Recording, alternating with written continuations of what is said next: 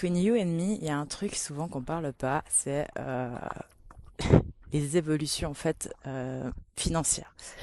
Aujourd'hui, j'ai vécu un truc que j'avais jamais vécu et je pense que si je m'étais pas ouvert l'esprit un petit peu plus et que je m'étais pas éduquée financièrement, je n'aurais jamais vécu, en tout cas pas à mon âge. En fait, en début de l'année, j'ai acheté un appartement et aujourd'hui, je le loue à des étudiantes. Et en fait, un truc ouf que je trouve, c'est que ces étudiantes-là, donc tu vois, elles ont 20 ans quoi, mais en fait, c'est leurs parents qui leur payent leur loyer et leur caution, etc. Et moi, jamais de la vie, j'aurais pu ne serait-ce que penser prendre un appartement quand j'étais étudiante parce que mes parents n'avaient absolument pas l'argent. Déjà, c'était dépasser mes propres croyances limitantes d'aller faire des études parce que je ne savais pas si oui ou non je pouvais. Et j'ai eu de la chance d'être suisse, du coup j'ai eu de la chance d'avoir des bourses. Mais tout ça pour dire, en fait, c'est de l'éducation financière. Et si aujourd'hui je fais tout ce que je fais, je crois que c'est même pas en fait pour me mettre bien. Ok, dans le sens que moi, avec très peu, je peux vivre très très bien. J'ai jamais eu ce syndrome de devoir trop dépenser ou de devoir montrer ou de devoir vivre une vie wouhou du tout. Mais par contre, en fait, je veux la stabilité que mes enfants, en fait, le jour où ils ont envie d'aller faire des études, je ne sais où, bah, qu'ils se tapent pas en fait 3 heures de trajet par jour. C'est ce que je faisais, hein. Je l'ai fait presque 2 ans entiers parce que je me suis cassé la deuxième année quand même. Je suis partie en Erasmus. Mais tout ça pour dire, en fait, c'est épuisant. Et la classe pauvre slash moyenne, en fait, on souffre, mais le plus en fait avec l'argent. Et en fait, il n'y a aucune éducation financière réelle. L'argent s'apprend à la maison, pas à l'école. J'ai fait un bachelor en économie. Je vous assure qu'on ne m'a jamais appris à diversifier mon argent. On ne m'a jamais appris à ne serait-ce que économiser. En gros, quand tu économises, c'est cool, hein, mais ça va pas te rendre riche. C'est quand tu investis que ça commence à devenir intéressant. Et le premier investissement que tu dois faire, c'est en toi. Parce que si ton mindset ne change pas, ta vie, elle va jamais changer. Voilà. Mais oui, effectivement, mes enfants n'auraient pas souffert de manque d'argent si j'avais continué mon 9 to 5 et mon CDI où je faisais 80 000 k à 26 ans.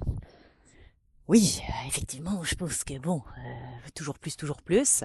Sauf qu'en fait, je vais te dire un secret, c'est que, parce que c'est même pas moi qui ai remarqué toute seule comme une grande, hein.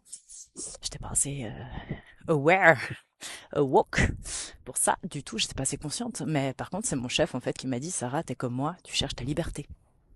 Ha! C'est ça la vraie richesse en fait, c'est notre temps. Ce n'est pas l'argent qu'on fait à la fin de l'année. Si tu veux, tu peux faire 10 000 cas par mois, être complètement malheureux dans ton job, pas épanoui, de pas avoir de temps et pas en fait voir tes enfants. Et moi, c'est là où j'ai réalisé. Ah, intéressant. Du coup, en fait, bah super. Là, je travaille pour le rêve de quelqu'un d'autre. J'aurai 4 mois à voir mes enfants et 1 heure pour le bain. Est-ce que c'est ça mon rêve? Du coup, faisons les objections ensemble. Quel est le plus gros risque de ta vie? Donc moi, en fait, bah, c'est mon ex d'ailleurs, très gentil gentleman, qui m'a dit fais attention à ta retraite. Très bien. Du coup, j'ai eu de la chance quand même parce que je travaillais pour une start-up où on apprenait aux gens à investir.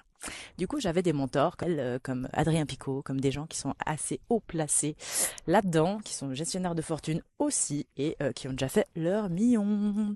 Du coup, bah, merci à l'éducation alternative, je savais investir et à 26 ans, j'avais déjà investi plus que ce que mon deuxième pilier allait me donner à 65 et j'aurais pu le retirer à 56.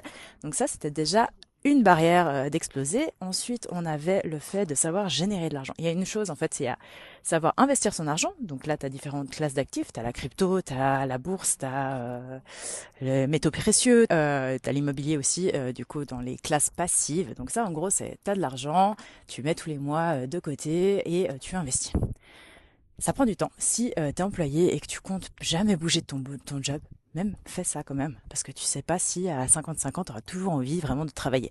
Et de mettre ne serait-ce que 20% de côté et de l'investir, ça suffit largement pour te mettre bien plus tard. Et aujourd'hui, on vit dans un monde où tout est rapide, tout est facile, tout est ci, tout est ça. Mais je peux t'assurer qu'en fait, quand tu vois déjà aujourd'hui tes parents à quel point ils ont pas du tout envie d'aller bosser, bah, ça m'étonnerait que nous, lazy comme on tienne ne serait-ce que plus que 45 ans. Tu vois ce que je veux dire? Donc franchement, essaie de te réveiller un petit peu et de faire un minimum aujourd'hui. Tu peux apprendre. Ok, moi je vous ai fait toute une formation. T'as pas grand-chose à faire à part te poser et écouter et mettre en pratique. Et ensuite de ça, en gros, tu as les moyens de générer de l'argent de manière active, ce qui veut dire apprendre à vendre,